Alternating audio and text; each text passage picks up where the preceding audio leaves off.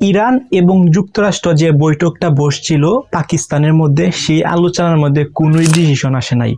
অর্থাৎ এই যে বৈঠকটা বসছিল এটার থেকে কোনো আউটপুট আসে নাই।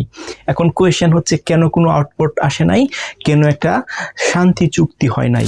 তো আপনারা তো জেনে থাকবেন যুক্তরাষ্ট্র এবং ইরানের যে যুদ্ধবিরতিটা দিচ্ছে এটার কারণে কিন্তু পাকিস্তান সরকার তাদের যে শহর আছে ইসলামাবাদ, সেখানে কিন্তু একটা হাই সিকিউরিটি অর্থাৎ নিরাপত্তা দিয়ে কিন্তু সেখানে বৈঠকটা তারা বসছিল এবং সেটার উদ্দেশ্য ছিল ইরান এবং যুক্তরাষ্ট্রের মধ্যে একটা শান্তি চুক্তি হবে, একটা বৈঠক হবে। সো প্রায় 21 ঘন্টা লাগাত এই বৈঠকটা অনুষ্ঠিত হয় এবং এই যে 21 ঘন্টা লাগাত যে বৈঠকটা হয়েছিল, এই বৈঠকের এক পর্যায়ে কোনো একটা সিদ্ধান্ত আসে নাই বৈঠকে। কেন সিদ্ধান্ত আসে নাই? কারণ হচ্ছে যুক্তরাষ্ট্র যে শর্ত দিচ্ছে সেটা কিন্তু ইরান মানতেছে না, ইরান যে শর্ত দিচ্ছে সেটা কিন্তু যুক্তরাষ্ট্র মানতেছে না। কিন্তু এই যে দুই দেশে যে মানতেছে না, এটার কারণে কিন্তু এই বৈঠকটার কোনো ভ্যালুই হইল না।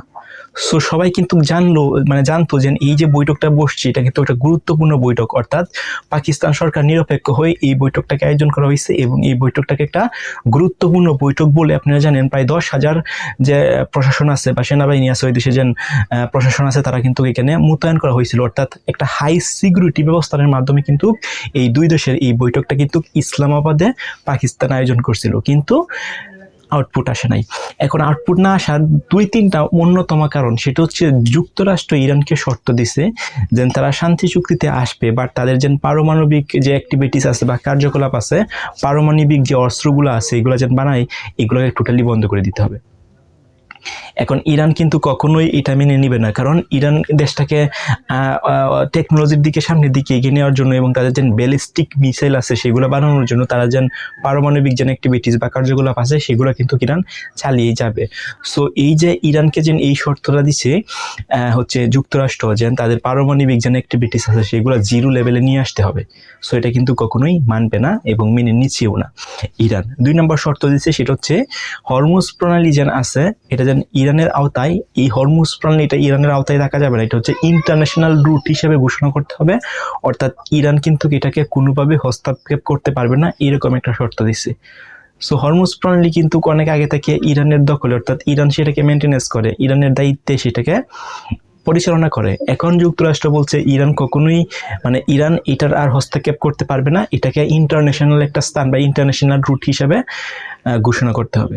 সো ইরান কিন্তু এটা কিন্তু মেনে নিবে না, কারণ ইরান হচ্ছে এই হরমুজ প্রণালী কিন্তু ইরানের ভিতরে পড়ছে। অর্থাৎ ইরান চাইবে তাদের যে হরমুজ প্রণালীটা আছে এই হরমুজ প্রণালীটা কিন্তু তাদের আওতায় থাক। যদিও ইরান বলছে যে যুদ্ধ যদি বিরতি হয় তাহলে আমরা হরমুজ প্রণালী টোটালি ভাবে খুলে দেব, তাই বলে এই না যে আমাদের যে হরমুজ প্রণালী আছে সেটা ইন্টারন্যাশনাল রুট হিসাবে আমরা ঘোষণা করব, এটা কিন্তু কখনোই হচ্ছে ইরান মেনে নিবে না।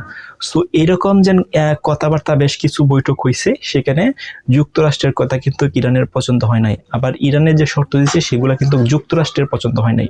তো একটা পর্যায়ে সেই বৈঠকটার মধ্যে কোনো কিছু আউটপুট আসে নাই, কোনো একটা ডিসিশন আসে নাই। সো এখন এই যে ডিসিশনটা যেন আসে নাই, তার মানে এটা আমরা ইনশিওর হতে পারি যে আগামী 14 দিনের যে যুদ্ধবিরতিটা আছে এটা হয়তো 14 দিনের যুদ্ধবিরতিটা থাকবে, বাট 14 দিন পর কিন্তু আবার পূর্বের মতন কিন্তু যুদ্ধ লেগে যাবে, কারণ এখানে কোনো শান্তিপূর্ণ চুক্তি কখনোই হয় না বা হয়েছে না। যদিও পাকিস্তান সরকার কিন্তু খুবই তাদের সর্বোচ্চটুকু ওটা বেস্টটুকু দিয়ে কিন্তু ট্রাই করছে যাতে এটা সমতায় আসুক এবং এই যে দীর্ঘ 21 ঘন্টা লাগা যেন একটা এখানে বৈঠক হয়েছে এই বৈঠকটা থেকে একটা সমতায় আসুক। কিন্তু যে শর্ত দিছে এক দেশ মানে আরেক দেশ মানে না, এক দেশ মানে আরেক দেশ মানে না। সো এইভাবে একটা বৈঠক দুদিন বসে তাহলে কিন্তু একটা ডিসিশনে কিন্তু আসা যাবে না। সো এখন হচ্ছে এই বৈঠক থেকে ইরানের যে কর্মকর্তা আছে তারা ইরানে চলে গেছে এবং যুক্তরাষ্ট্রের যে কর্মকর্তা আছে তারা যুক্তরাষ্ট্র চলে গেছে। অর্থাৎ এই যে যেন একটা বৈঠক বসছিল এই পাকিস্তানে, এই বৈঠকে কোনো একটা আউটপুট আসে নাই, কোনো সিদ্ধান্ত আসে নাই। আপনার মতামত কি? মূল্যবান মতামত আমার এই ভিডিওর কমেন্ট বক্সে